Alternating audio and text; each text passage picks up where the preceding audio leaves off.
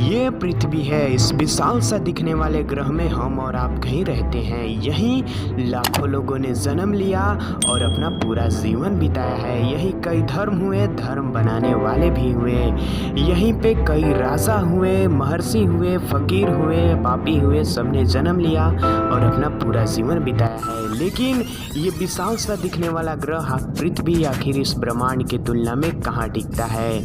Comparison के लिए लेते हैं चांद को, क्योंकि चांद ही एक ऐसा चीज़ है जिसे रात में हम बहुत ही क्लियरली देख सकते हैं। लेकिन चांद को हम जितना करीब सोचते हैं उतना है नहीं, बल्कि चांद हमसे इतना दूर है जिसके बीच में 30 और पृथ्वी आ सकती हैं। अगर पॉसिबल हो पाए कि हम किसी तरह 100 किलोमीटर प्रति घंटे की रफ्तार से चांद पर जाएं तो 160 दिनों का समय लग जाएगा।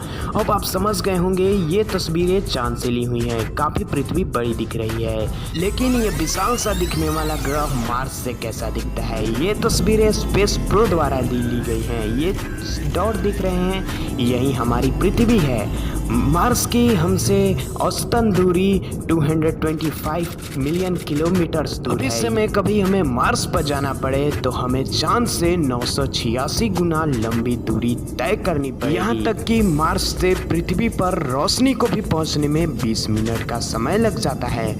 अब आप समझ गए होंगे कि कितना दूर है मंगल ग्रह पृथ्वी से, और ये कितना छोटा सा ग्रह मंगल ग्रह से पृथ्वी दिखाई देता है। थोड़ा सा और आगे बढ़े तो हम ढूंढ सकते हैं वेजर 1 स्पेस प्रोब को। ये नासा द्वारा भेजा गया स्पेस प्रोब था, जो इंसानों द्वारा अब तक का सबसे दूर उड़ने वाला स्पेस प्रोब है। इसकी दूरी चौंका देने वाला हमारे पृथ्वी से 138 एस्ट्रोनॉमिकल यूनिट्स दूर है। यानी पृथ्वी से सूरज का डिस्टेंस एस्ट्रोनॉमिकल यूनिट कहते हैं। स्पेस प्रो एक बार अपने कैमरे से ये तस्वीरें निकाल पाया, जिसमें ये सफ़ेद नीला रंग का जो डॉट दिख रहे हैं, बस यही हमारी पृथ्वी है।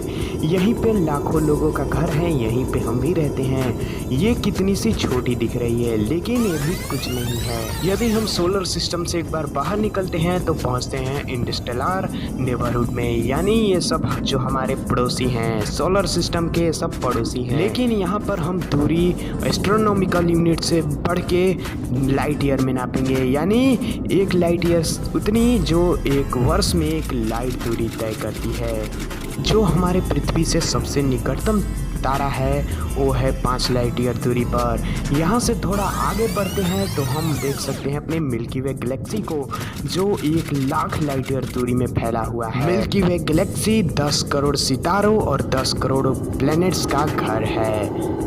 लेकिन इन्हें हम रात में कभी नहीं देख सकते, क्योंकि 99% इस पीले डॉट्स में ही है। थोड़ा सा जूम आउट करने पर हम बहुत ही चौंका देने वाले तस्वीरें देखते हैं। इसे कहते हैं लोकल ग्रुप ऑफ गैलेक्सी। ये 4 गैलेक्सी का कलेक्शन है जो हमारे आसपास के गैलेक्सी के पड़ोसी हैं। ये फैला हुआ है 1 करोड़ लाइट ईयर्स दूरी पर। इसको भी थोड़ा सा जूम आउट करने पर ये भी एक तस्वीरें हैं। जी हाँ दोस्तों, इसको कहते हैं सुपर वोल्वो क्लस्टर, कि एक कोने से दूसरे कोने की दूरी 11 करोड़ लाइट ईयर्स दूर है। लेकिन ये भी कुछ नहीं है, जिसका ये भी एक हिस्सा है। ये बड़ा लेनिकिया सुपर क्लस्टर है जो चौंका देने वाले 52 करोड़ लाइट ईयर्स दूरी में फैला हुआ है, जो 1 लाख और मिल्की वे गैलेक्सी जैसे गैलेक्सियों का घर। यहाँ से जूम आउट कर सकें और ऑब्जर्वेबल यूनिवर्स तक तो हम देख सकते हैं बड़ा टाइटैनिक लेनिकिया सुपर क्लस्टर भी एक रेती भर का दाना है इस ऑब्जर्वेबल यूनिवर्स का। जी हाँ दोस्तों, ये ऑब्जर्वेबल यूनिवर्स में इतने ग्रह सितारे मौजूद हैं जितना रेत के दाने पृथ्वी पर भी नहीं मौजूद हैं। इतना ग्रह सितारा मौजूद है इस ऑब्जर्वेबल यूनिवर्स में जितना रेत का दाना पृथ्वी पर भी मौजूद नहीं। इसके एक छोर से दूसरे छोर की दूरी की बात करें तो 4650 करोड़ लाइट ईयर। वहीं बात की जाए दूसरे छोर की 9300 करोड़ लाइट ईयर दूर। ये इसकी लंबाई है, और इसके बाहर भी ब्रह्मांड में बहुत कुछ हो सकता है, लेकिन आज तक खोज ही नहीं हो पाया है कि इससे बाहर क्या है, कुछ पता चल पाए। तो ये वीडियो आपको कैसी लगी कमेंट करके ज़रूर बताइए। जय हिंद, जय भारत।